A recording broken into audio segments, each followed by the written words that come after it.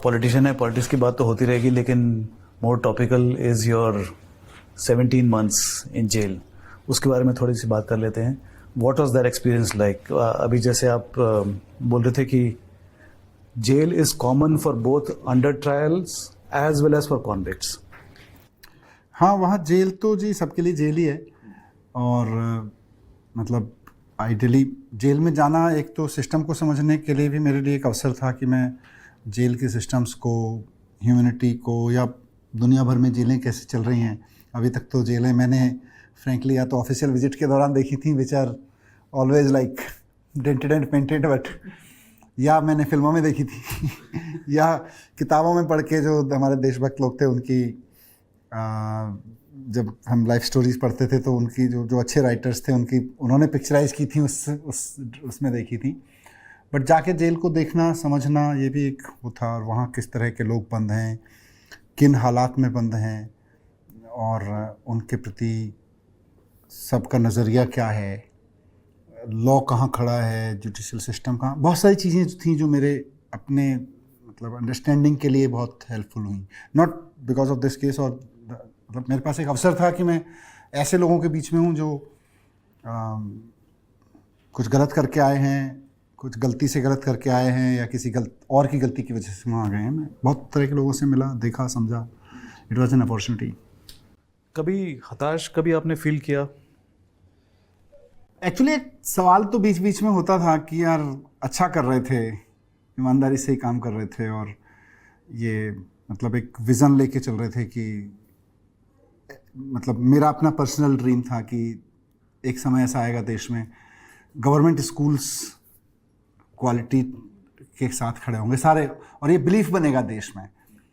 अचानक उसको ब्रेक लगा, उसको झटका लगा मेरे उसमें। तो मेरे साथ क्यों हुआ ऐसा? मैं तो कुछ गलत नहीं कर रहा था। ये एक बहुत सवाल हमेशा मेरे जेल जाने के अवसर पर नहीं, मुझे लगता है हर इंसान को आता है। जब कुछ भी गलत होता है तो हम अक्सर भगवान से भी पूछते हैं कि यार सब कुछ तो ठीक कर रहा था, मेरे साथ ऐसा क्यों हो रहा है? और उस क्वेश्चन का आंसर मैं खुद में भी ढूंढता रहा, स्पिरिचुअल बुक्स में भी ढूंढता रहा राइटअप्स में भी बड़े बड़े लोगों के ढूंढता रहा। फिर मुझे यही समझ में आया कि it's like part and parcel of life, और that life I have chosen for myself is politics. तो it's part and parcel of politics. So I am here. That's the only rule that I can accept. So Tihar jail is a very massive complex. उसमें कई jail हैं अंदर, और हर jail में wards हैं, wards में barracks हैं, बैरक्स में सेल्स हैं। आपका सेल शायद बहुत छोटा, 6 फीट बाय या 7 फीट बाय 4 फीट का। हाँ, वो छोटा ही, हाफ ऑफ दिस समझ लीजिए। इस पूरे टेबल के हाफ ऑफ दिस के जितना लगभग सेल था वो, तो उसमें ही मुझे रहना होता था। और पार्टीशन के पीछे टॉयलेट है। हाँ, उसके पीछे मतलब वो पूरा सेल जो है सीसीटीवी कवर्ड है। तो एंड फॉर आई वुड से कि for obvious political reasons I was being watched more than any other prisoner, consciously and carefully, कि भाई ये कर क्या रहा है, खा क्या रहा है। बहुत लोगों के इंटरेस्ट थे, पॉलिटिकल भी रहे होंगे, ऐसे भी सर्विलेंस में रखना। तो मतलब मुझे तो बता दिया गया था कि डीजी ऑफिस में एक टीवी लगा हुआ है जिस पे केवल आपका सीसीटीवी चल रहा है। सुपरिटेंडेंट के रूम में एक टीवी लगा हुआ है जिस पे केवल आपका सीसीटीवी चल रहा है। सो आप वॉच हो रहे हो, ठीक है। तो उस सीसीटीवी के एरिया के पीछे थोड़ा सा एक एरिया होता है जहाँ आपके कमोड्स वगैरह लगे हुए हैं एक कॉर्नर में। There you use that toilet. तो आपके वार्ड में I think you are the only politician. बाकी जो इनमेट्स थे वो किस किस क्राइम में अंदर थे, और क्या उन लोगों से किस तरह की बातें होती थी आपकी? एक्चुअली बहुत इंटरेस्टिंग था कि जब मैं अंदर गया तो मैं मतलब मेरे से पहले एक जेल को लेके एक कंट्रोवर्सी हुई थी जैन साहब को लेके, और था अब मतलब after being in jail for 17 months, मैं कह सकता हूँ कि वो बहुत ही बकवास कंट्रोवर्सी थी, जिसमें दिखाया गया साहब पानी रखा हुआ है, इनको मिनरल वाटर मिल रहा है, इनको ये मिल रहा है, इनको वो मिल रहा है। तो पर everybody was so conscious after that, क्योंकि कुछ लोग सस्पेंड हो गए थे और कुछ लोगों के खिलाफ एक्शन और हो रहा था, डीजी को सस्पेंड कर दिया गया था। तो सब लोग बहुत डरे हुए थे कि यार एक पॉलिटिशियन की वजह से ही हो गया, अब दूसरे पॉलिटिशियन की वजह से पता नहीं ये क्या करवाएगा। तो मुझे भी था कि मुझे तो एक सामान्य इनमेट के रूप में ही रहना है वहाँ पे। तो मैंने उनको भी बोल दिया था कि आप मेरी तरफ से बिल्कुल निश्चिंत रहो, मैं कुछ नहीं चाहिए मेरे को, एक स्पेशल कुछ नहीं चाहिए। हाँ, मैंने उनको ये भी भरोसा दिलाया, मैं बिल्कुल मैं कोई मांग भी नहीं करूँगा। मैं जंतर मंतर पे अखबार बिछा के सोता था आंदोलन में, और मैं राजनीति में आने से पहले जब एक्टिविस्ट की ज़िंदगी में था तो मैं रेलवे स्टेशनों पे जब मुझे रिजर्वेशन नहीं मिलता था तो मैं ट्रेन में भी अखबार बिछा के, चादर बिछा के आया हूँ। तो मुझे इन सब ज़िंदगी में कोई ऐसा नहीं है, आप मुझे कुछ ऐसा जो आप सबके लिए नहीं कर रहे हो, आप मेरे लिए, मुझे बिल्कुल भी ज़रूरत नहीं होगी।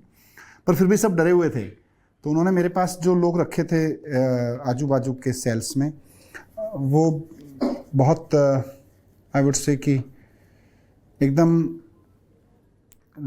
लोएस्ट इनकम ग्रुप के समाज से बुज़ुर्ग लोग थे, एजुकेशन उनकी बिल्कुल नहीं, ऐसे लोग जो किसी भी क्राइम में मेरे ख्याल से 3 भाई थे, जो एक किसी गोरखपुर के या कहीं उत्तर प्रदेश के किसी ईंट भट्टे पे काम करता था, उसका भाई था जो किसी धर्म कांटे पे काम करता था, उसका एक और भाई था जो यहाँ कहीं एम्स के सामने किसी साइकिल पे कचौरी बेचता था।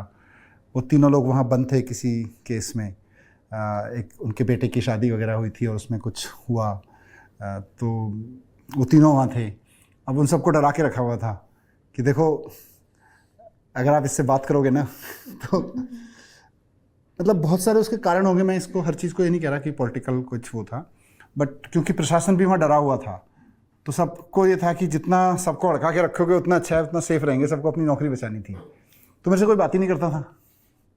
मैं गया अंदर तो मोस्टली तो हम लोग बंद रहते थे उसमें, बट जब भी वो ओपन टाइम होता था मैं उनके साथ बैठता था जाके, वो भाग जाते थे उठ के। मैंने कहा क्या हुआ भाई, तुम उठ के क्यों भाग जाते हो यार? तो धीरे धीरे एक आदमी ने हिम्मत करके मुझे बोला, सर हमको ना प्रशासन ने मना किया हुआ है। मुझे लगा यार हो सकता, पहले तो वो मेरे को बोले, जैसे भी डरा गया होगा उनको कहा गया होगा, बोले हम दूसरी पार्टी से हैं। मैंने कौन सी पार्टी से हो? तो उनके पास कोई जवाब नहीं था, उसके लिए तैयार भी नहीं थे। फिर धीरे धीरे एक आध बार बात हुई, बोले जी प्रशासन ने मना किया है आपसे बात करने के लिए, आपके साथ बैठने के लिए। मैंने कहा कोई बात नहीं, मैं आपको बिल्कुल प्रेशर नहीं करूँगा, आपका मन नहीं है। मैं किताबें ले गया था पढ़ने के लिए, मैं किताबें पढ़ता रहा। फिर जब प्रशासन से मेरी बात हुई तो मैंने उनसे पूछा, मैंने कहा यार मुझे कोर्ट ने तो पनिशमेंट नहीं दी है आइसोलेशन में रखने की, why are you keeping me in isolation? फिर थोड़ा सा उनके भी आंसर कन्विंसिंग थे, थोड़ा मेरी भी रिक्वेस्ट कन्विंसिंग थी। मैंने कहा यार मैं लोगों के बीच में रहता था, कोर्ट भी नहीं चाहता है कि इस आदमी को तुम किसी सेल में बंद करके अभी टॉर्चर करो, तो ऐसा क्यों कर रहे हो मेरे साथ? ऐसे कम से कम उनको बात करने के लिए तो फ्रीडम दो, उनको इतना डरा दिया है। तो फिर कुछ हुआ होगा, उन लोगों ने क्या कहा क्या नहीं कहा, but after that they started speaking to me. फिर क्या होता है ना कि वहाँ फिर किसी की बेल हो जाती है, फिर कोई दूसरा आदमी आ जाता है, फिर किसी की बेल हो जाती है, दूसरा आदमी आ जाता है, तो दे कीप चेंजिंग। तो 17 महीने आप थे जेल में, कोई था कोई कांस्टेंट जिसके साथ कुछ दोस्ती बनी, किसी भी प्रकार की दोस्ती? नहीं, लोग आते जाते बहुत रहते हैं वहाँ, मतलब क्योंकि इनका एक मतलब फॉर ऑब्वियस गुड रीजंस होगा कि ये लोग कैदियों को ट्रांसफ़र भी करते रहते हैं एक जेल से दूसरी जेल में। तो किसी का मान लीजिए एक्सपीरियंस जो भी उनका पीरियड होगा, फिक्स पीरियड वहाँ पूरा हो गया तो दूसरी जेल में डाल देंगे, फिर दूसरी जेल में डाल देंगे, तो वो बदलते रहते थे लोग। पॉलिटिक्स के बारे में बात कर लेते हैं। आम आदमी पार्टी को काफ़ी नुकसान हुआ है जिस तरह से आप जेल में हैं, सत्येंद्र जैन भी जेल में थे, सीएम साहब जेल में हैं। पार्टी को जितना नुकसान हुआ है उसको आप कैसे रिकवर कैसे करेंगे? अब मोरल लो है। एक्चुअली मैं जब से लौट के आया हूँ मेरे मन में भी ये क्वेश्चन था कि लोग अपनी पार्टी के लीडर्स बाकी सब कैसे ले रहे हैं इस पूरी स्थिति को, जब 17 महीने से मैं अंदर था, सर अंदर हैं। पर इंटरेस्टिंगली मैं जब आके देख रहा हूँ तो मुझे लग रहा है कि पार्टी के लीडर्स, मतलब including MPs, MLAs, councillors and other leaders, कार्यकर्ता, सबके अंदर ना एक अलग तरीके का कमिटमेंट मुझको दिख रहा है। जो लोग भी मुझसे मिल रहे हैं, जिनसे मेरी बात हो रही है, कि उन्होंने लड़ाई लड़ी है। और यहाँ से मेरे को समझ में आता है कि कोई भी क्राइसिस ना एक अपॉर्चुनिटी, एक इवेंट होती है जिसमें आप टूट भी सकते हो और जिसमें आप मजबूत भी हो सकते हो। तो आई थिंक आम आदमी पार्टी के लीडर्स ने बहुत अच्छे से और कार्यकर्ताओं ने इस सारे चैलेंज को लेके अपने आप को मजबूती किया है। मुझे नहीं लगता कि पार्टी कमज़ोर हुई है। पार्टी आप देखिएगा और मजबूत मेरे को दिख रही है। बाकी राज्यों में भी, हरियाणा में? हाँ, एक तो आप कह रहे हैं इलेक्शन के पॉइंट ऑफ व्यू से, बट इस वक्त मैं जो बात कर सकता हूँ कि इलेक्शन तो अभी हैं और आने वाले होंगे, बट जो पार्टी के अंदर ना तो मोरल डाउन है, ना अगर टूट गई होती ना पार्टी, अगर सरकार ख़त्म हो गई होती, जैसे हमने कई सारे राज्यों में देखा अभी पिछले 7-8 साल में कि कुछ हुआ, कोई ईडी का कार्रवाई हुई या सीबीआई की कार्रवाई हुई, कुछ लीडर्स पे हुई और अचानक सारी पार्टी ताश के पत्ते की तरह गिर गई, कोई इधर भाग गया, कोई इधर भाग गया। उसके बाद फिर अगर वो सरकार में भी थे, उनकी सरकारें गिर गईं। तो ये हमारे साथ एक खूबसूरती है कि ना तो पार्टी टूटी, ना सरकार गिरी, काम भी खूब हुए इस दौरान में। जो काम मैं छोड़ के गया था उनके भी मैंने अभी आके देखे कि अनबिलीवेबल रिजल्ट्स उनके हुए। तो दैट वे मोरल डाउन होने की कोई वजह भी नहीं है। यहाँ लड़ाई है, आप लड़ाई में निकले हैं तो लड़ाई में तो ऊपर नीचे तो होगा, and we have to accept that. Manish ji, after the arrest of Chief Minister Kejriwal, it's going to be nearly 5 months. The functioning of the Delhi government seems to be affected. The constant tussle between the LG's office on one side and the government officers and the AAP administration. Do you find a solution to this impasse, which seems to have hit the Delhi people hard? Actually ये जो tussle है ना, जो अभी पिछले दिनों में दिख रहा है, ये लार्जली इसलिए है क्योंकि दिल्ली में डेमोक्रेसी का मर्डर किया गया। It's not about chief ministers arrest, it's about कि साहब कॉन्स्टिट्यूशन कहता है, डेमोक्रेसी कहती है कि लोग अपनी सरकार चुनेंगे और चुनी हुई सरकार फिर ब्यूरोक्रेसी को कंट्रोल करेगी और दिल्ली के लोगों के काम करेगी। कॉन्स्टिट्यूशन तो यही कहता है, ये रोकते रहे, फिर हम सुप्रीम कोर्ट गए, वहाँ की कॉन्स्टिट्यूशन बेंच ने भी कह दिया कि नहीं साहब, कॉन्स्टिट्यूशन तो ये कहता है कि लोग सरकार चुनेंगे और वो चुनी हुई सरकार ही डिसीजन लेगी और चुनी हुई सरकार ही ब्यूरोक्रेसी को कंट्रोल करेगी। ऑल ऑफ ए सडन ये अब इनको ये समझ में नहीं आया, बोले नहीं तो ना हम संविधान को रेस्पेक्ट करेंगे, ना हम डेमोक्रेसी के कॉन्सेप्ट को रेस्पेक्ट करेंगे, हम तो ऑर्डिनेंस लाके चुनी हुई सरकार के सारे अधिकार संसद से कानून बना के छीन लेंगे। So this I call was the murder of democracy. And when there is murder of democracy, all the stakeholders are going to be affected. Stakeholders are not only ministers, stakeholders are also officers also हैं। तो officers इसलिए, मतलब ये जो झगड़े हैं जिनकी आप बात कर रहे हैं, जो झगड़े से ज़्यादा मैं कहूँगा कि काम करना है कि नहीं करना है, खींचतान हो गई है। एलजी ऑफिस कहता है कि काम नहीं करने देंगे, मिनिस्टर कहते हैं भाई जनता हमसे कह रही है ये काम करो या जनता को कोई प्रॉब्लम आ रही है। उनको ऑफिसर्स को डर है कि अगर काम कर दिया तो उधर से आएगा अच्छा बेटा बहुत काम करने वाला बन रहा है, उसको फिर पता नहीं कैसे कैसे टांग देंगे वो लोग, और टांगने के बहुत सारे वो कर दिए। तो वैसे में इसका ऑफिसर सफ़र कर रहे हैं, और ऑफिसर सफ़र इसलिए कर रहे हैं, मैं I feel sorry about the officers, वो इसलिए सफ़र कर रहे हैं क्योंकि दिल्ली में डेमोक्रेसी का खुलेआम मर्डर किया गया। अगर उसका मर्डर डेमोक्रेसी का, it's not about chief ministers arrest. ये लड़ाई तो अब, एंड अनफॉर्चुनेटली ये लड़ाई अब खाली दिल्ली में नहीं है, आप पूरे देश में देखिए कि कौन सा ऐसा अपोजिशन का राज्य है जहां राज्यपाल और मुख्यमंत्री के बीच झगड़े नहीं हो रहे और काम नहीं करने दिया जा रहा, उसके काम नहीं रोके जा रहे। और लगभग कौन सा ऐसा अपोजिशन स्टेट है जिसके राज्यपाल को सुप्रीम कोर्ट ने पिछले 1 आध साल में रताड़ना लगाई हो। सो ये जो पूरा देश में ट्रेंड चल रहा है, इसी को मैंने कहा ना, ये तानाशाही तो आ रही है। आपने लोकतंत्र की कॉन्सेप्ट है कि भाई लोग चुनेंगे सरकार, आप कह रहे हो जी लोग चुने, कुछ भी चुने, हम तो चलाएंगे तो यहीं से, तो ये तो तानाशाही है ना। तानाशाही का नुकसान आज दिल्ली में हो रहा है, बाकी राज्यों में भी होगा और हो ही रहा है। हम देख रहे हैं बंगाल से लेके, केरल से लेके, पंजाब से लेके, जिस अपोजिशन की स्टेट की बात कर लो, वहाँ पे राज्यपाल रोक के बैठे हुए हैं सारी चीज़ें। A small supplementary on this tussle between the governor and opposition chief ministers. The Supreme Court several times have said, why doesn't the governor and the chief minister have a cup of tea and sort out the problems? Actually supreme court की spirits बहुत high हैं इसमें, कि भाई दो institutions को, constitutional institutions हैं, उनको आपस में बात करके रिजॉल्व कर लेनी चाहिए। बट जब गवर्नर्स अपॉइंट ही इसलिए किए जा रहे हों, उनकी नेम फेम ही इसलिए हो कि आपने चुनी हुई सरकार के कितने काम रोक दिए, तो उसका एक ही तरीका है। मुझे लगता है कि डेमोक्रेसी भी ना इवॉल्व होती है, और मैंने इस पर बहुत सोचा, पढ़ा भी था इन दिनों में, मतलब दुनिया के गवर्नेंस को भी समझने की कोशिश की, स्ट्रक्चर्स को भी समझने की कोशिश की। मुझे लगा ये अब शायद समय आ गया है कि डेमोक्रेसी में, जैसे हमने किसी समय गवर्नेंस के लेयर्स बदले, हमने नीचे तक के लेयर्स बनाए, हमने और बहुत सारे चेंज अपने, अभी गवर्नर्स की पावर खत्म कर देना, गवर्नर्स का पद ही खत्म कर देना चाहिए। Why we need governor? मुख्यमंत्री को शपथ दिलाने का काम तो और इंस्टीट्यूशन कॉन्स्टिट्यूशन के हैं, बहुत लोग कर लेंगे। गवर्नर का काम क्या है? सरकारें भंग करने के अलावा, सरकारों के काम को रोकने के अलावा कौन सा काम देश में गवर्नर कर रहे हैं? मतलब I am a firm believer कि ये तो गवर्नर एज एन इंस्टीट्यूशन इस देश में लोकतंत्र में बोझ बन गया है और चुनी हुई सरकारों के काम रोकने के अलावा कुछ नहीं कर रहा। तो ये शायद कहते हैं ना, जब ज़्यादा दर्द बढ़ता है तो उसी से निकलेगा। तो अब ये दर्द बढ़ रहा है तो हो सकता है इसका कभी इलाज निकलेगा। सिसोदिया जी, केजरीवाल जी के जेल में क्यों होने की वजह से कैबिनेट मीटिंग्स नहीं हो पाई, मानसून सेशन नहीं हुआ, NCCS की मीटिंग्स नहीं हुई जिसमें ऑफिसर्स की ट्रांसफ़र पोस्टिंग वगैरह होती है। तो आप कैसे देखते हैं कि वो जेल में जाने के बाद भी उन्होंने CM बने रहे वो, जबकि कुछ और राज्यों में देखा रहा, झारखंड में देखा, वो उन्होंने पद छोड़ दिया, वापस फिर से आ गए। तो आप कैसे एक्सप्लेन करें? देखिए, इसमें दो इश्यूज़ हैं। एक है कि केजरीवाल जी के जेल जाने के बाद गवर्नेंस, मतलब कुछ नई स्कीम्स को छोड़ दो जो आनी थी, नहीं आ पाई अभी। अब आई एम श्योर CM साहब अभी अब बाहर आ जाएंगे थोड़े दिन बाद, तो वो भी आनी शुरू हो जाएंगी, काम होने लगेगा उन पर। इसमें TBR जो है ना, ट्रांजैक्शन ऑफ बिजनेस रूल्स, बड़ा स्पष्ट है कि साहब मंत्री इंचार्ज हैं, इनका नया कानून कहता है जी LG परमिशन देंगे, तो मंत्री और LG सीधे बात कर सकते हैं।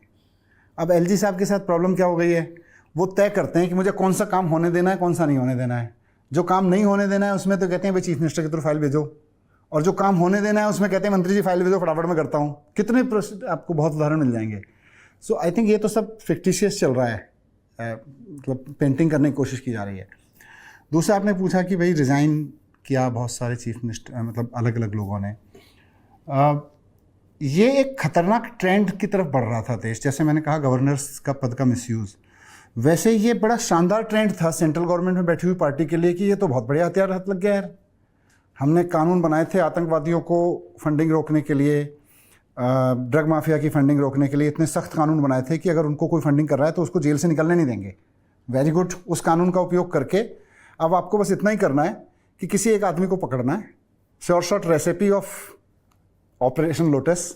एक आदमी को पकड़ना है, उसको जेल में डालना है, फिर उसको थोड़े दिन जेल में डाल के कहना है बेटा बोल CM ने ये किया था, नहीं तो बेल नहीं होने देंगे क्योंकि तेरे ऊपर वो वाला कानून लगा हुआ है जो आतंकवादियों के ऊपर लगता है। 6 महीने में उसको समझ में आ जाएगा। फिर हमारे जैसे लोगों के बहुत प्रेसिडेंट्स हैं, कितने कितने लोगों के 3 साल जेल नहीं हुई, 2 साल PMLA में जेल नहीं होती। बोले तेरे को PMLA में जेल में डाला है, तेरे को बाहर नहीं निकलने देंगे। अब तू स्टेटमेंट दे कि मेरे को चीफ मिनिस्टर ने रिश्वत मांगी थी। अब 6 महीने बाद आदमी कहता है, 6 बार और पहले कह चुका है जी नहीं मांगी थी, 6 महीने बाद कहता है साहब मांगी थी, मेरे को छोड़ दो। वो कहते हैं अच्छा तू तो जा। अब चीफ मिनिस्टर को उठा लेते हैं, फिर चीफ मिनिस्टर को उठाएंगे। तो ये तो श्योर शॉट रेसिपी है कि सेंटर में बैठी हुई कोई भी पार्टी इस फॉर्मूले पे उठाएगी कि अच्छा यहाँ इलेक्शन नहीं जीते, पकड़ो किसी को, लगाओ PMLA बयान लो और उठाओ CM को अंदर डालो, उसके बाद देखते हैं कैसे रिजाइन नहीं करता। और रिजाइन करते जाएंगे चीफ मिनिस्टर। तो मुझे लगा इस ट्रेंड को तो तोड़ना बहुत ज़रूरी है। उस ट्रेंड को केजरीवाल जी ने तोड़ा है कि अगर सेंटर में बैठे, क्योंकि कॉन्स्टिट्यूशन है इस देश में, right to life and liberty है इस देश में। ये अच्छा ट्रेंड है यार। आप जहाँ नहीं जीते वहाँ पे एजेंसी से किसी को भी अरेस्ट कराओ रास्ते चलते, और उससे कुछ बयान लो और फिर चीफ मिनिस्टर को उठाओ अंदर डालो, रिजाइन करेगा नैतिकता के आधार पे, सरकार हमारी फिर। लेकिन ये भी तो हो सकता है कि जो चार्जेस हैं वो रियल चार्जेस हों, जरूरी नहीं है कि किसी को बुलवाया गया हो। It's a matter of trial, तो let there be trial then. Let भाई, इसीलिए अंडर ट्रायल और कन्विक्टेड में अंतर रखा गया है ना कि आप, और इसीलिए बेल इज द रूल का प्रिंसिपल बार बार सुप्रीम कोर्ट कह रहा है कि आप किसी को, आप ऐसे ऐसे चार्जेस, मतलब चीफ मिनिस्टर के खिलाफ एक आदमी ने बयान दिया साहब मेरे से रिश्वत मांगी थी, उस पर वो आप कानून लगा रहे हो जो आतंकवादियों की फंडिंग पे लगाया जाता है, जिसमें बेल नहीं हो सकती। तो ये तो ट्रेंड ही गलत है ना। सर, आप और कांग्रेस ने लोकसभा का चुनाव साथ मिलकर लड़ा था, मगर 7 सीटों में से एक भी सीट गठबंधन को नहीं मिली। अभी क्या है, दिल्ली कांग्रेस के नेता आप पे अटैक कर रहे हैं, तो दिल्ली विधानसभा का चुनाव होने वाला है, तो क्या फिर से आप और कांग्रेस का गठबंधन होएगा? अभी देखिए, मैं तो 3-4 दिन पहले ही बाहर आया हूँ। लोकसभा का जब चुनाव हुआ था वो एक अलग तरीके का मौका था, विधानसभा का चुनाव एक अलग तरीके का मौका है। दिल्ली में, देश भर में इस गठबंधन का कितना फ़ायदा हुआ, हमारा गठबंधन प्लस बाकी लोगों का गठबंधन, इंडिया गठबंधन जो टोटल बना, उसमें इसकी क्या एल्गोरिदम में इसकी क्या वैल्यू बनी जिससे ये अब 400 पार तो छोड़ दीजिए, 300 पार भी क्या, बहुमत पार भी नहीं कर पाए। तो मैं तो समझता हूँ कि उस समय बहुत भूमिका रही। दिल्ली में दिल्ली के लोगों ने एक पैटर्न पिछले 3 इलेक्शन से अपनाया हुआ है कि साहब जो भी हो, हम सेंटर में तो 7 सीटें उनको दे देते हैं। तो दिल्ली के लोगों ने वही पैटर्न पे काम किया, उसी तरह से वोट किया। बाकी जगह वो पैटर्न बदला भी, यहाँ बदला नहीं। मैं इसको इसी रूप में देखता हूँ। अब आगे विधानसभा के चुनाव में इंडिया गठबंधन कैसे चुनाव लड़ेगा, ये सब ऑन द टेबल इलेक्शन की क्लोज होने वाली बातें हैं या आंसर किए जाने वाले क्वेश्चन हैं। अभी अरविंद जी भी अंदर हैं, अब मेरे ख्याल से बाहर ही आ जाएंगे थोड़े दिन में। तो ये सब क्वेश्चंस शायद उस वक्त उठेंगे और उस वक्त आंसर भी कर दिए जाएंगे। अभी तो I don't think there is any question. Haryana के बारे में भी, हरियाणा में भी, क्योंकि हरियाणा में भी आई एम श्योर, मतलब मैं तो इस पे कोई ब्रेनस्टॉर्मिंग नहीं कर रहा हूँ। तो उम्मीद रखते हैं वापस से अलायंस हो सकता है कांग्रेस के साथ? पता नहीं, मतलब अभी मेरे लिए इस वक्त कहना मुश्किल है। एक बार अरविंद जी भी बाहर आ जाएं तो उस वक्त हम शायद और ज़्यादा अच्छे से कह पाएंगे। आई एम क्वाइट श्योर कि अब मेरे ऑर्डर के बाद और हर रोज़ कोई ना कोई ऑनरेबल सुप्रीम कोर्ट की तरफ से ऐसा ऑर्डर आ रहा है कि bail is the rule, Jail is an exception. हाँ। आप जब निकल के आए, आपने बोला कि आपने 300 किताबें पढ़ी थी।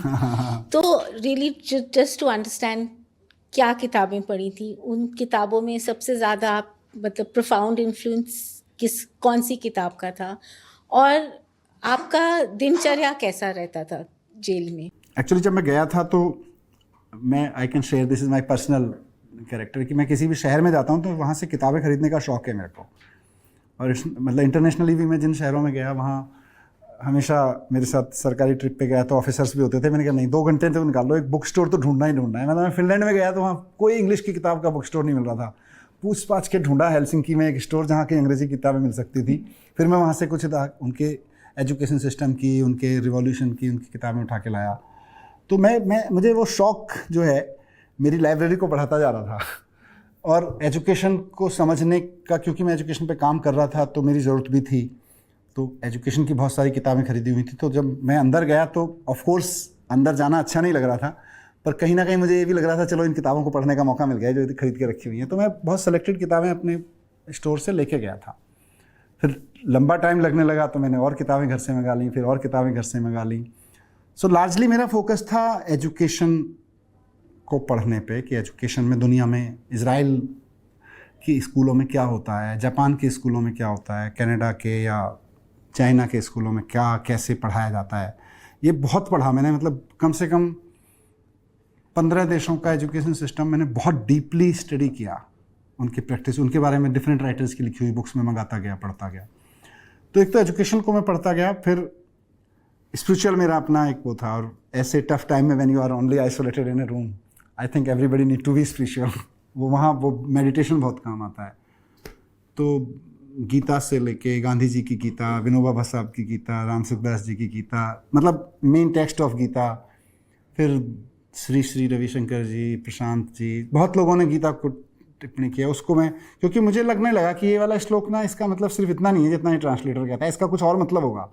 फिर मैं एक आदमी का इंटरप्रिटेशन पढ़ता, मुझे लगा नहीं इसमें कुछ और हिडन एक वर्ड होगा। संस्कृत तो मेरे को आती नहीं, पर राइटर ने जो भी जिसने लिखा कुछ तो होगा और कुछ तो होगा। और उसके चक्कर में मैंने इतनी व्याख्याएं पढ़ी गीता कि मुझे मज़ा आया पढ़ने का। रामायण पढ़ी मैंने, रामचरितमानस, मतलब मुझे वन गो में इतना स्पिरिचुअल टेक्स्ट पढ़ने का मौका कभी नहीं मिला कि मैं रामायण पढ़ूँ, उसके तुरंत बाद रामचरितमानस पढ़ूँ, फिर गीता पढ़ लूँ, फिर उपनिषद पढ़ लूँ। बहुत इंटरेस्टिंग था इन सब चीज़ों को पढ़ना। फिर उपनिषद पढ़ते पढ़ते मुझे लगा कि अब तो आर्टिफिशियल इंटेलिजेंस पढ़ना पड़ेगा। फिर मैंने स्टीफन हॉकिंस को पढ़ा, खूब उनकी जितनी यूनिवर्स के बारे में लिखी हुई किताबें। टाइम था मेरे पास में, और मेरे पास कोई मतलब ये तो था नहीं, एजेंडा तो था नहीं पढ़ने का कि मुझे पढ़ के कोई PhD करनी है। But did you have easy access to books? I mean, other than the books that you were getting from home? No, वहाँ तो एक छोटी सी लाइब्रेरी है जो बहुत उनके लिए, मतलब उसमें ऐसी बुक्स नहीं थी। उसमें से भी कुछ किताबें मैं ले आता था उठा के। जैसे नंदन नीलकर्णी साहब ने बहुत अच्छा एनालिसिस किया है पोस्ट इंडिपेंडेंट इंडिया की इकोनॉमी का, एजुकेशन सिस्टम का। वो मुझे जब आए थे मेरे घर एक बार किताब दे के गए थे, वो मैं अपने घर से मंगा ली। मैंने कहा ये पढ़ने का समय, इतनी मोटी किताब थी, मैं पढ़ने से डरता था उसको। तो ऐसी बहुत सारे राइटर्स की किताबें थी। फिर कर्टसी मीडिया, ये मैं इंडियन एक्सप्रेस और हिंदू दोनों लेता था वहाँ पे और उसमें खूब किताबों के बारे में जिक्र होता था और मैं वीडियो कॉन्फ्रेंसेस में अपनी वाइफ को कह देता था, यार ये वाला ना पिछली बार के इंडियन एक्सप्रेस में एक रिव्यू आया, ये वाली किताब मंगवा दे मेरे को तो खूब मंगवा लेता था। रामचरितमानस आपने पढ़ा, आपने कहा? हाँ जी, हाँ जी, हाँ। तो भगवान राम के बारे में आपने क्या नई बात सीखी? सीखी पता नहीं, पर मेरे को बहुत बार लगता था मैं, यार भगवान अगर राम के रूप में आए और आदमी बन के आए और उनको भी 14 साल वनवास झेलना पड़ा था, मैं तुम तो केवल 14 महीने से पड़े हुए, अंदर क्या फ़र्क पड़ता है। प्रेरणा बहुत मिलती है इन सब चीज़ों से, मतलब आपका। और फिर रामचरितमानस को या रामायण को पढ़ो तो केवल कहानी नहीं है ना, वो उसमें इतना स्पिरिचुअल आपको कंटेंट मिलता है which is beyond the story, main story. Manish ji, jail से आने के बाद आपने अपने आप को राजनीतिक गतिविधियों में, पार्टी की गतिविधियों में अपने आप को शामिल तो कर लिया। अभी हमने काफ़ी वीडियोस देखे आपके। आपकी वापसी सरकार में कब हो रही है? ये तो सीएम साहब आएंगे तो बताएंगे। मुझे ऐसी कोई, देखो आई एम नॉट इन हरी, मतलब मैं तो क्वाइट कॉन्फिडेंट हूँ कि अभी चुनाव जीत गए और अगला चुनाव भी हम जीतेंगे तो उसके बाद भी सरकार बनेगी, तब भी रह सकते हैं, कोई दिक्कत नहीं है। But that's my only this thing. अभी मैंने इस पर कोई डिस्कशन भी नहीं हुआ किसी से, क्योंकि सीएम साहब तो अंदर हैं। पार्टी के लीडर से जब डिस्कशन हुआ तो चुनाव की तैयारियों पे हुआ कि अभी मैं क्या कर सकता हूँ। कार्यकर्ता चाहते हैं कि अब, और ये ऐसे डिस्कशन से निकल के आया, बहुत सारे कार्यकर्ता इच्छुक थे जो मेरे बहुत क्लोज हैं अलग अलग विधानसभाओं में, कि सर आप खाना खाने आए थे, अभी आना, आप 17 महीने बाद में मैं ये बनाऊँगा या बनाऊँगी तो आना। उससे निकल के आया, अच्छा चलो कार्यकर्ताओं के बीच चलते हैं, तो वहाँ से फिर ये पदयात्राओं का वो निकल आया। तो अभी मैं पदयात्राएं करूँगा, सीएम साहब बाहर आ जाएंगे तो देखेंगे फिर क्या भूमिका तय होगी। मनीष जी, आम आदमी पार्टी जब बनी थी तो वो एक एंटी करप्शन मूवमेंट के उसका बेसिस वही था, और उस समय एक पार्टी की जो इमेज बनी वो जो बीजेपी के लिए कहा जाता था पार्टी विद डिफरेंस, पर एक्चुअल में एक पार्टी विद डिफरेंस आम आदमी पार्टी भी उस तरह से देखा जा रहा था उसको।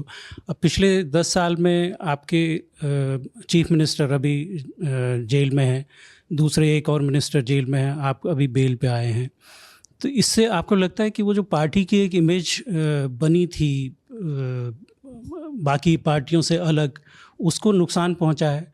और दूसरा सवाल इसी के साथ, आपने अभी कहा कि मुख्यमंत्री जेल में हैं और उन्होंने इस्तीफ़ा नहीं दिया एक सोची समझी उसके रणनीति के तहत, क्योंकि ये चीफ मिनिस्टर्स को जेल में डाल रहे हैं तो उससे एक ट्रेंड बन रहा था।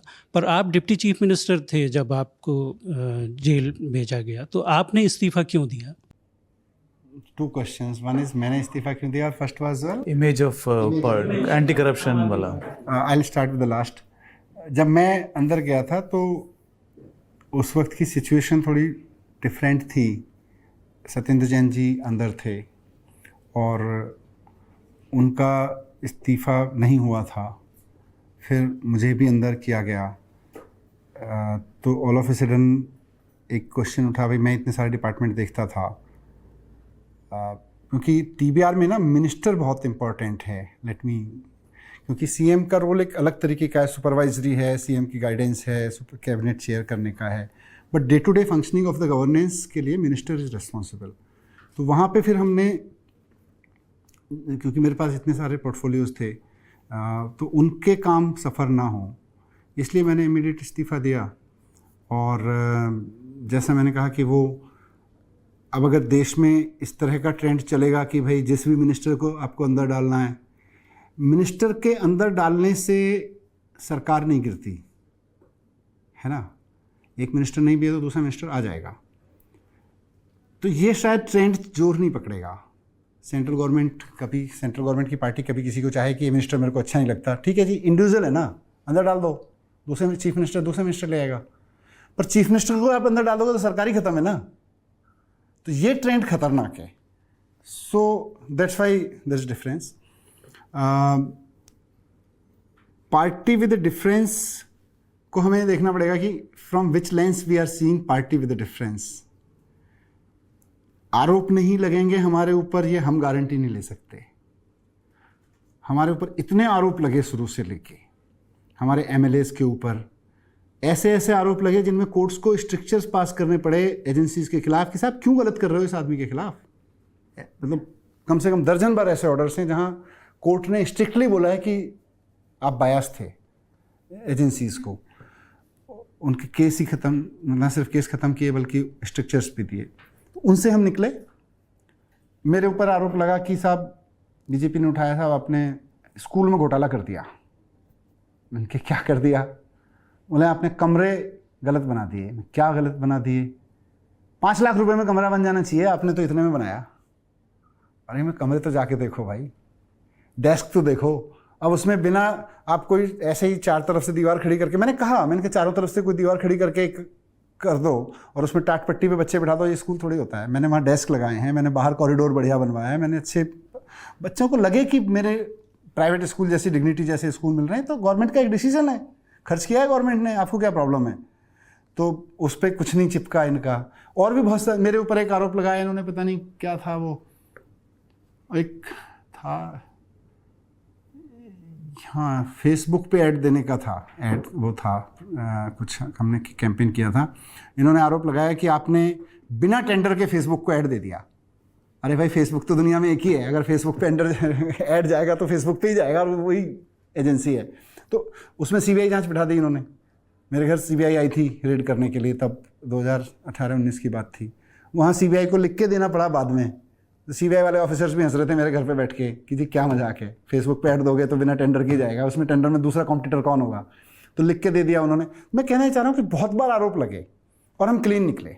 सीबीआई को लिख के देना पड़ा गवर्नमेंट के रिकॉर्ड में, there is nothing substantial in this case. तो आई एम श्योर इसमें सीबीआई नहीं लिखेगी, ईडी नहीं लिखेगी, कोर्ट लिखेगा। और फिर पार्टी ऑफ डिफरेंस का वो वाला जो टैग है कि देखा, और ये शायद आम आदमी पार्टी पे सबसे बड़ा हमला है। और मैं अपने कार्यकर्ताओं को भी कह रहा हूँ, अपने फैमिली में भी बात करता था मैं, देखना ये काजल की कोठरी है, ये अब हमारी गारंटी बनेगी कि ये लोग तो काजल की कोठरी में भी जाएंगे ना तो बिना छुए निकल आएंगे। आई एम श्योर ये निकलेगा। तो एक मेरा ये जो करप्शन के पॉइंट ऑफ व्यू से आपने बात कही, पर मुझे लगता है कि हमें पार्टी विद डिफरेंस के टैग को भी ना थोड़ा वाइडन करना चाहिए। इट्स नॉट अबाउट कि आरोप प्रत्यारोप क्या लग रहे हैं। राजनीति में आप लड़ोगे तो आरोप प्रत्यारोप तो लगेंगे। पार्टी विद डिफरेंस ये है कि आप सत्ता में आते हो तो क्या करते हो। आप स्कूल पे, इस देश की जरूरत सबसे बड़ी स्कूल है, हेल्थ है, एम्प्लॉयमेंट है, उस पर कुछ करते हो कि नहीं करते हो। I think party with difference आपका होना तभी मायने रखता है जब आप गवर्नेंस विद डिफरेंस करते हो।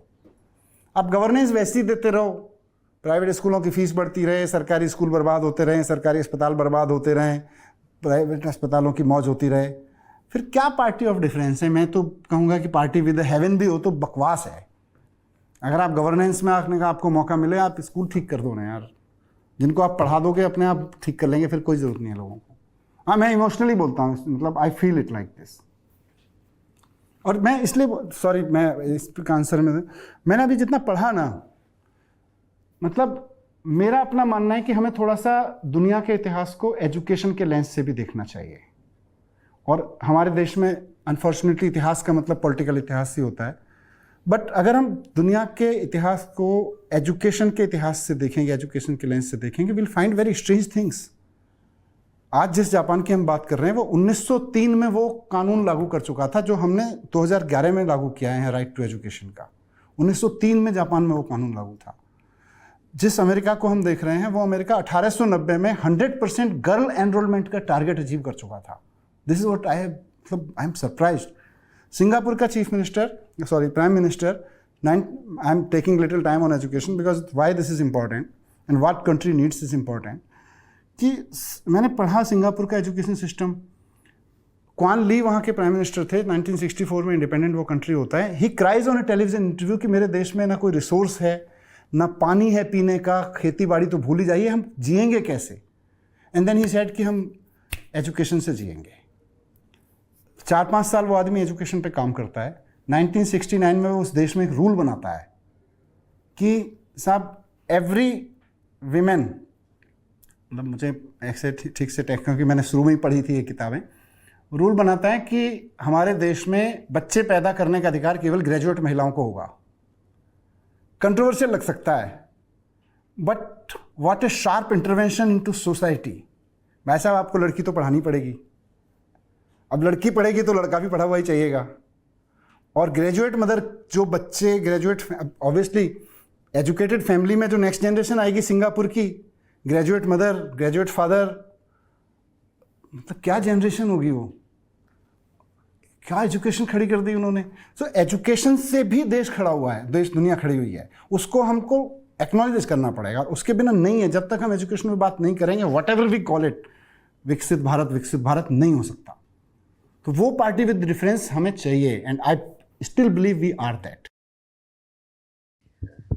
सर, अभी दिल्ली में काफ़ी इंसिडेंट्स हुए हैं वाटर लॉगिंग की वजह से, जहाँ ड्राउनिंग हुई है, इलेक्ट्रोक्यूशन हुआ है। आम आदमी पार्टी की गवर्नमेंट दिल्ली में भी है और एमसीडी में भी है। तो आप इस सिचुएशन को कैसे देखते हैं? ये जो इंसिडेंट्स हो रहे हैं, इस पे काफ़ी पॉलिटिकल टसल भी हो रहा है, plus of course it is sad that so many lives are being lost. तो इस सिचुएशन को 2-3 घटनाएं थी तो मैं जेल में था, और मतलब क्योंकि जेल में तो आप और डिटेल से अखबारों को पढ़ते हैं, I was feeling so sad and so मतलब पर्सनल कि यार किसी के बच्चे की डेथ ऐसे कैसे हो सकती है। वो लड़का तैयारी करने आया था, सपने थे।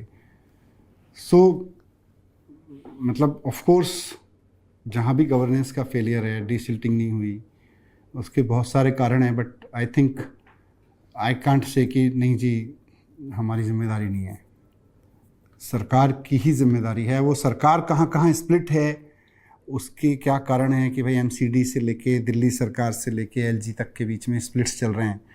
अफसर एलजी साहब लगाएंगे, रिक्वेस्ट मिनिस्टर करेंगे, काम करेगा तो कौन डांटेगा उसको, काम नहीं करेगा कौन डांटेगा उसको।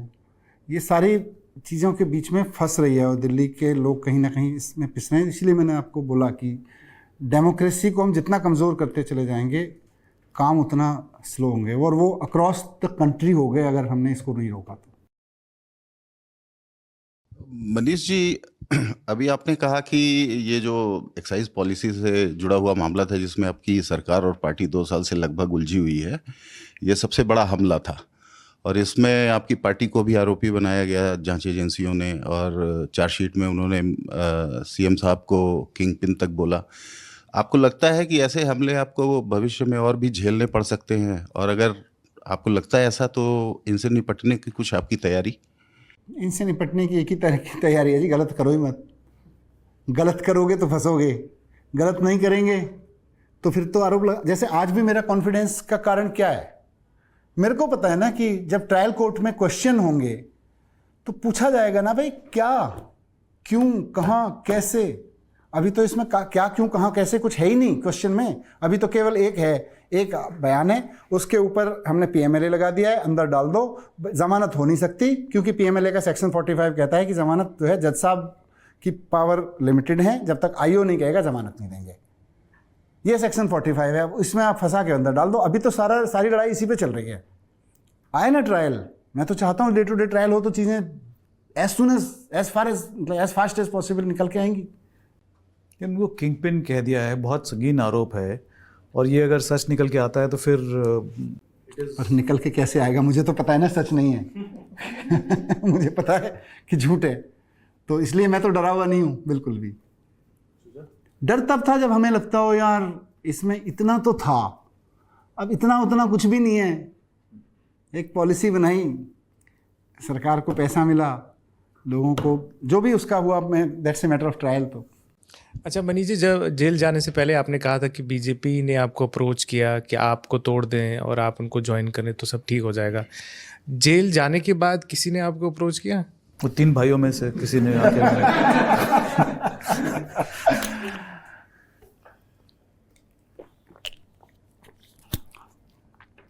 मैं टूटा नहीं। इसका मतलब आपको अप्रोच मतलब देखिए, सबको अप्रोच किया जाता है। मतलब मैं अब जो भी आदमी बात करता है आके, वो ऐसा आदमी होता है जो आपका भी बहुत नोन होता है, तभी वो आके हिम्मत करता है। उनका भी नोन होता है, वो आके उनसे बात करता है, वो आके पूछता है कि साहब बताओ। आप पूछते हो भाई, फिर वो कहता है आपको अच्छा आदमी हो आप तो। फिर मैं कहा भाई अच्छे आदमी तो जेल में क्यों है? तो पूछेगा वो मैं बात करके आऊँ। बात कर लो भाई, अच्छे आदमी को क्यों जेल में रखा हुआ है, निकालने का क्या है? तो आके पूछेगा जी कितने मेरे तोड़ सकते हो? मैंने कहा मैं तो खुद ही नहीं टूट सकता, मैं किसी को क्या तोड़ूंगा। तो बात ख़त्म हो जाती है। पर जब मैं अपने घर पे ये बात डिस्कस करता हूँ और मेरे दिमाग में भी रहता है, ऐसा नहीं है for the sake of statement. मैं अपनी वाइफ से कहता हूँ, मैं यार वो बीमार है, तो मैंने कहा ये सब चल रहा है, तो और मैंने कहा कार्यकर्ताओं को क्या मुंह दिखाएंगे, ये सब लोग लड़ रहे हैं, अगर हम ऐसा सोचें भी तो मेरा कॉन्फिडेंस जहाँ से आता है और मेरा को फिर डर नहीं रहा मैं, तो भाड़ में जाए अब दुनिया, माने ये सब। मेरी वाइफ कहती है कार्यकर्ताओं को छोड़ो, मेरे को क्या मुंह दिखाओगे अगर ये कर दिया तो मैं तो उसको सोच रहा था कि मैं बीमार है वो, मैं उसको थोड़ा सा वो करूं कि हाँ कि भाई कार्यकर्ताओं को क्या मुंह दिखाएंगे ऐसी चीज़ों में, तो we have to face all this. वो खुद ही कहती है मेरे को क्या मुंह दिखाओगे कि अगर ये करोगे तो मेरे को फिर टेंशन लेने की ज़रूरत ही नहीं है। डर यही है ना कि आपको जेल में भेज देंगे, डर यही कि आपको ज़्यादा दिन और सड़ा देंगे जेल में। सड़ा दो यार, अब सड़ने के लिए तैयार हैं।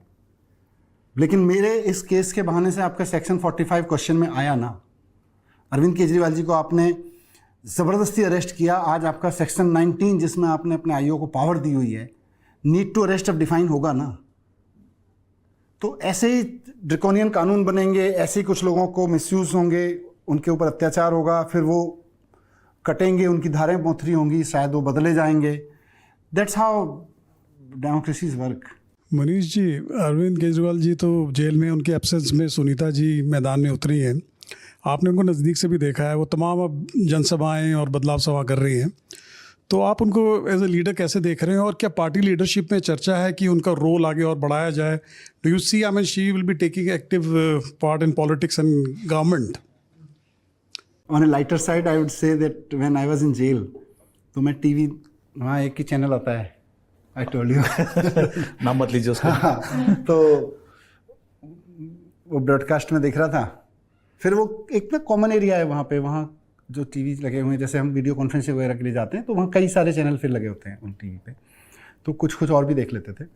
तो मैं देख रहा था कि मुझे उस टीवी चैनल देख के लग रहा था यार बस अब 5-7 मिनट की बात है, ये टीवी चैनल तो सुनीता जी को मुख्यमंत्री बना ही देगा, it's just a matter of minutes. इतना फास्ट डेवलपमेंट हो रहा था, जबकि मैं I belong to the party, पर मतलब I know how party works, at least about my party. मुझे पता था हो क्या रहा होगा या क्या हो रहा है ये, और टीवी देखो तो लगता था बस अब तो सब पार्टी खत्म होगी, सारे नेता किनारे हो गए, बस अब केवल सुनीता जी मुख्यमंत्री बनने वाली हैं और बस शपथ ही लेने की तैयारी हो रही है, किसी भी समय शपथ का अनाउंस करने वाले हैं लोग। मतलब टीवी कोई देख रहा हो तो उसको यही लगेगा। मैं इसलिए बोला कि that's how projections are made.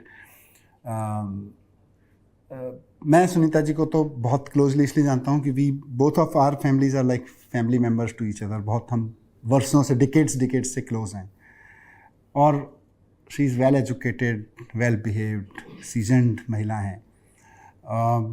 एक ऐसे समय में जब उनके फाइटर पति को अंदर डाल दिया गया, पार्टी वाज इन नीड कि कोई एक आदमी वॉइस बन के जनता के बीच में जाए, जो अरविंद केजरीवाल जी की वॉइस के साथ, इमोशनल क्रेडिबिलिटी के साथ। ऑफ कोर्स पार्टी का एक कार्यकर्ता भी जाके कहता है कि अरविंद जी ने ये कहा है, तो ऐसा नहीं है कि लोग नहीं मानते, पर शायद सुनीता जी ने जो वो रोल निभाया, इट वाज ऑसम। मैं तो टीवी में देखता था उनके स्पीचेस वगैरह, मुझे बहुत अच्छा लगता था, I was so proud of her. तो बहुत अच्छे से उन्होंने वो रोल निभाया कि एक फाइटर हस्बैंड जब जेल में बंद हो गया तो उसकी वाइफ ने उसकी फाइटिंग स्पिरिट को वॉइस बन के लोगों को कम्युनिकेट किया। मनीष जी, दिल्ली में इलेक्शंस 6 महीने के अंदर अंदर है, तो इस बार आम आदमी पार्टी का क्या प्लान रहेगा, और क्या दिल्ली में full statehood will also be one of the plans that you will fight on? नहीं, फुल स्टेटहुड की तो दिल्ली को ज़रूरत है। We are not the only national capital in the world, जो मतलब every nation has a capital, और आप देखो दुनिया की नेशनल कैपिटल्स की गवर्नेंस जो भी हैं, वट एवर नेम दे है, कहीं उनको गवर्नर बोलते हैं, कहीं मेयर होते हैं, कहीं मतलब अलग अलग नाम उन्होंने दिए हुए हैं, प्रीमियर्स, कुछ मुझे ध्यान नहीं आ रहा। तो सब ने अपने अपनी स्टेट गवर्नमेंट्स को, माने नेशनल कैपिटल गवर्नमेंट्स को एम्पावर कर रखा है to do the public work.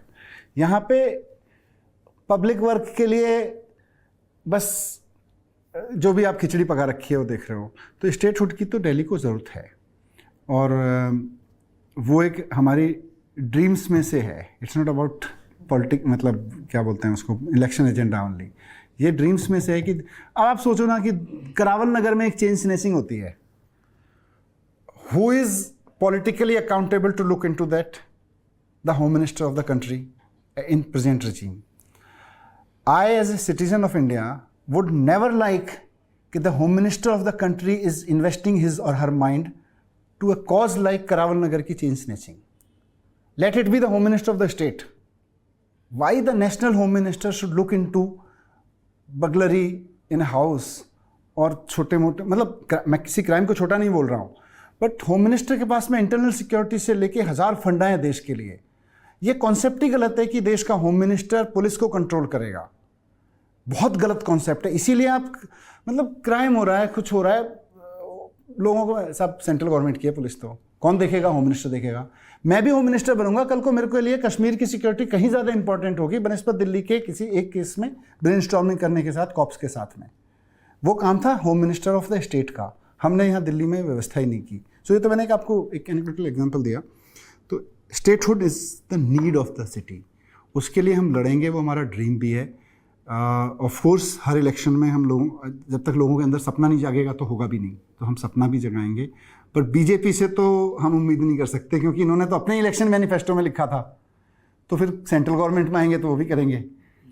पर अभी मतलब मैं पिछले 4-5 दिन से देख रहा हूँ कि दिल्ली में एक बड़ा पॉजिटिव माहौल है पार्टी को लेके, और इसको मैं और भी सेंस करूँगा. और भी ऑफ कोर्स मैं ये नहीं कह रहा कि इलेक्शन कोई केक वॉक है.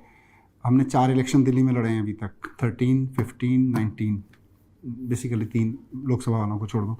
कोई भी इलेक्शन अपने अपने मतलब कंकरेंट चैलेंजेस के साथ आता है. तो ये भी इलेक्शन चैलेंजेस के साथ आएगा, और इसके जो भी चैलेंजेस हैं हम आंसर करेंगे.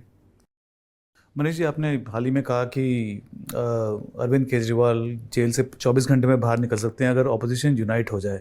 तो कहीं आपको ऐसा लगता है कि जो इंडिया ब्लॉक है वो इतना वोकली और स्ट्राइडेंटली उतना वो वोकलाइज नहीं कर पाया कि केजरीवाल जी के लिए लड़ें? करना चाहिए. और देखो, वोकलाइज किया. अरविंद जी जब अरेस्ट हुए, हेमंत जी जब अरेस्ट हुए, तो इंडिया गठबंधन की बहुत अच्छी एक मैसेजिंग रैली वहाँ पे हुई रामलीला मैदान में, जिससे पहली बार एक यूनाइटेड मैसेज गया. उससे इलेक्शन का डिस्कोर्स भी बदला.